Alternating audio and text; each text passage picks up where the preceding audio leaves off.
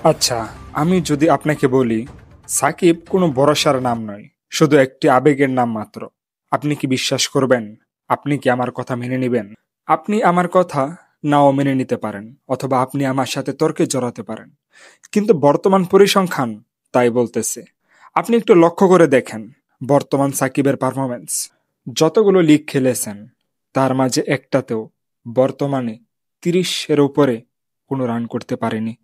সর্বোচ্চ 2টা উইকেটের উপরে কোনো উইকেট নিতে পারেনি, এবং 110-এর উপরে স্ট্রাইক রেটে ব্যাট করতে পারেনি। তাহলে কি আপনি আমার সাথে একমত হবেন?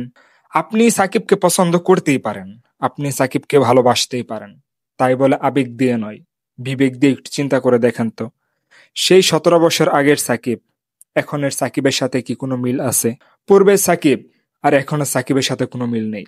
এখনের সাকিব শুধুমাত্র একটি আবেগের নাম মাত্র, এছাড়া আর কিছুই নয়।